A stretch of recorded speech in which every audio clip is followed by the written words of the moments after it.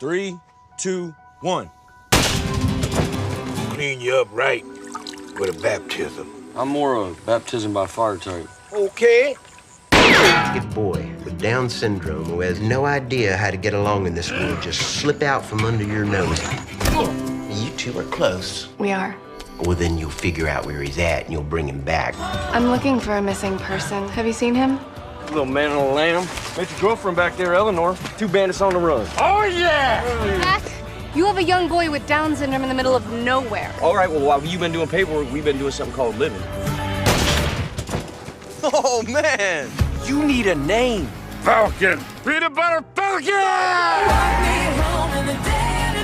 In the opening shots, we see a guy with Down syndrome named Zach taking his breakfast. He gave Rosemary pudding and handed her the drawing of himself as a wrestler. It also showed instructions on what she should do. Rosemary suddenly becomes ill. Zach immediately rushed to run away, but he was quickly caught. In the next scene, we see Tyler fishing. He is spotted by the Coast Guard. A lattice was put on the window of the disabled house. This is where Zach lives. He is constantly watching a videotape of his favorite wrestler, Salt Redneck. Elderly neighbor Carl can no longer see it. Eleanor, who works here, demanded an explanation. The fact is that this is not the first time Zach has tried to escape, and Rosemary helps him by pretending to choke on food. Zach doesn't want to spend the rest of his life here, but since he doesn't have any relatives, there is no other choice. Tyler's employer deprives him of his job because he steals from other people's crab traps. It was Tyler's only source of income, and now he doesn't know what to do. His former employer advises him to live a human life so as not to disappoint his late brother Mark. At night Zach watches wrestling on TV again, and at night Carl helps him pull the bars of the window open. Zach is very grateful to his friend and hopes that they will meet again someday. To get through the bars, Zach rubs himself with soap. He escapes without any personal belongings and is at the dock by morning. Meanwhile, the guys Tyler was stealing crabs from got to him. A fight ensued. Duncan threatened him not to touch their tackle again. Seeing this, Zach hid under a tarp in the boat. Eleanor realized that Zach had escaped. Carl pretended that he had nothing to do with it. Tyler wonders what to do now that he has no money. Emotional, he doused the competitors' crab traps with gasoline and set them on fire. They guessed right away that Tyler had done it and rushed after him. When Tyler left on the boat, he didn't know Zach was under the tarp. Turning off the engine, Tyler lurked in the thicket. When he heard an extraneous sound, he told the strange guy to be quiet. When Duncan and his buddy drove away, Tyler hurried to leave too. Eleanor is in trouble with her superiors because of Zach's escape. Glenn told her to find Zach by all means, or else he would go to the police, and they better not make a fuss. Tyler decided to sink his boat. Zach followed him and asked him not to leave him here, for he could not swim. Tyler had no choice but to take him with him. Zach tells that he dreams of going to wrestling school to become a great wrestler. Meanwhile, after reviewing Zach's videotape, Eleanor guesses that he plans to go to Aiden, the wrestling school of the famous Salt Redneck. Tyler intends to go on alone, for Zach will be a burden to him. Tyler caught a ride and learned from the driver that the whole marina had burned down. Now everyone's looking for whoever set the fire, and the 158th highway is blocked off. Hearing this, Tyler got out of the car, lying that he had to go back because he had forgotten something. On the beach, he saw some boy making Zach duck into the water, even though he couldn't swim. As a result, the boy threw Zach down. Tyler had to dive in after him. He did agree to help Zach get to Aiden. Meanwhile, Eleanor was asking people in town if anyone had seen Zach. Duncan and his buddy were busy looking for Tyler too. Zach doesn't understand why they can't walk down the road. Tyler is annoyed by the constant talking and questioning. Then Zach says bluntly that he suffers from Down syndrome. Zach has no money on him, and Tyler only has a few dollars on him. He bought fishing hooks and peanut butter. The salesman gave him his tincture. Suddenly Eleanor came into the store and showed a picture of Zach, saying he had escaped from the nursing home. Tyler pretended he didn't know any Zach, but suggested that the guy might be chasing the American dream. After that, Tyler even respected Zach. They're both on the run, and that unites them. Tyler set some rules. He's in charge now. The guys even invented a secret friendly handshake. There was a river in their path. Because Zach could not swim, he clung to the bags and briefcase that Tyler was dragging behind himself on a rope. Zach almost got hit by a boat that was passing by. Tyler pulled him out at the last moment. The friends continued through the woods until they reached the shore in the evening. Tyler taught Zach how to swim. At night, they were going to sleep right on the sand. Zach wants to be a wrestler and a real villain. He thinks he is bad because even the family abandoned him. Tyler assures that's not true. Zach has a very good heart, and that's the most important thing. It doesn't matter what people say. He has to follow his dreams, no matter what. Tyler remembers his brother Mark. In the morning, Zach asks the new friend to be his trainer. Tyler understands nothing about martial arts, but decides to try to teach Zach the basics. He also shows him how to use a gun. Zach talked about Eleanor, whom he considers his friend, because she has always taken care of him. The shooting lessons continued, and Zach was able to learn something. While Eleanor continued her search, Tyler and Zach found a boat they thought was abandoned. But suddenly the owner of the boat, Blind Jasper, came out and pointed his gun at them. Jasper asked if they feared God. Tyler assured him they are, and then the blind man lowered his gun.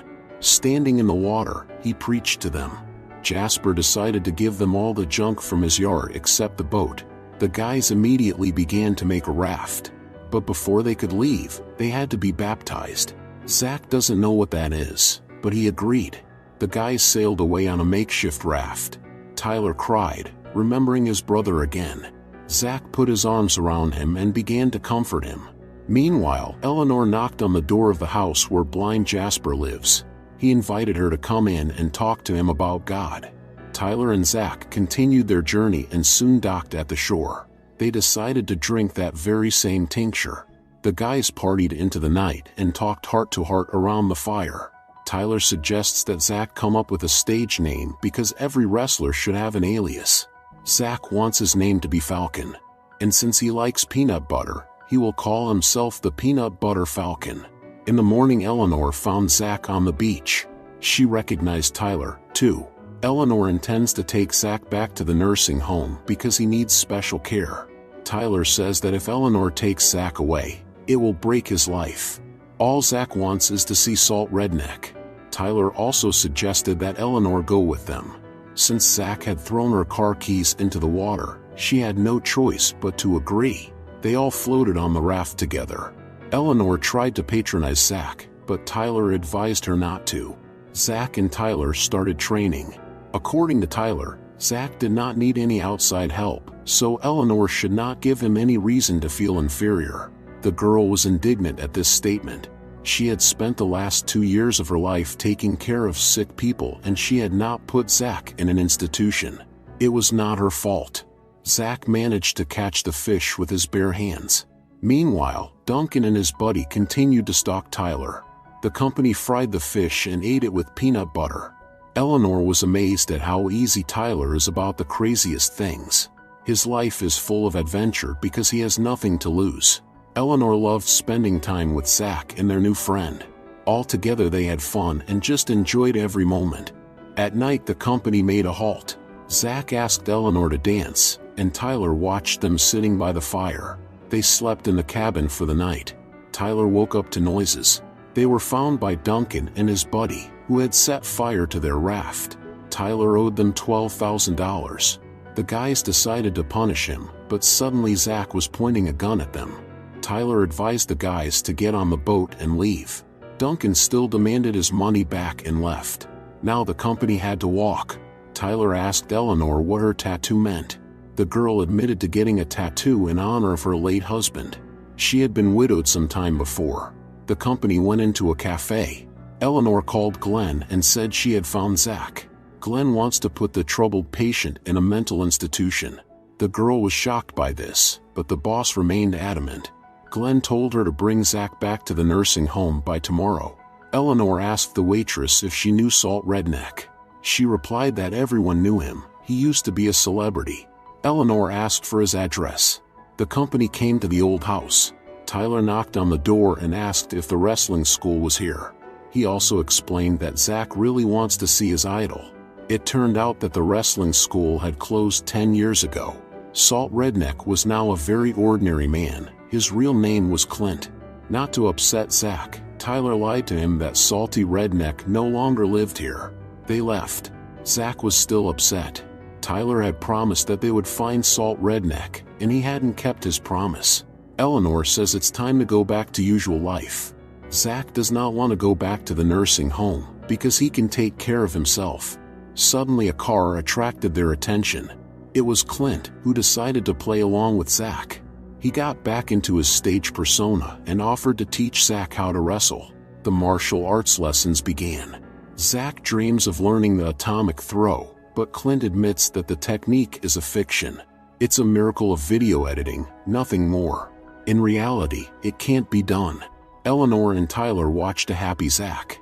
The girl asked Tyler what he was going to do next. He planned to pay back debt to Duncan and go to Florida. Tyler suggested that the girl go with him. In the evening over dinner, Clint continued to instruct Zach. Tomorrow Zach will have a real fight with Samson. The men played along with Zach to please him. The next day the company went to an amateur wrestling tournament. Zach was shocked to see how violently the rivals were fighting each other. One of the guys recognized Tyler and informed Duncan by phone of his presence. Before the tournament, Clint was giving Zach some final instructions. Zach admitted to Tyler that he is very afraid, then the friend began to encourage him. Tyler also decided to make Zach a costume.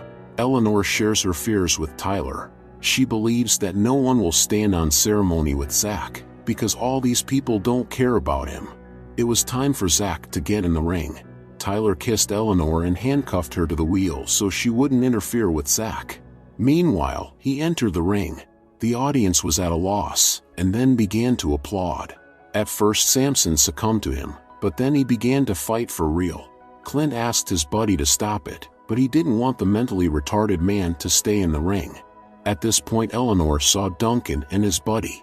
She managed to free herself from the handcuffs after all. Inspired by Tyler's words, Zach picked up his opponent and threw him across the ring. The audience was stunned, as Zach actually performed the atomic hold. Tyler was also so surprised that he didn't notice Duncan knocking him out. Zach was taken to the hospital. Eleanor was very concerned about his future. Clint could not believe that Zach had done this. Eleanor drove Zach to Florida. A traumatized but alive Tyler lay in the back seats. Now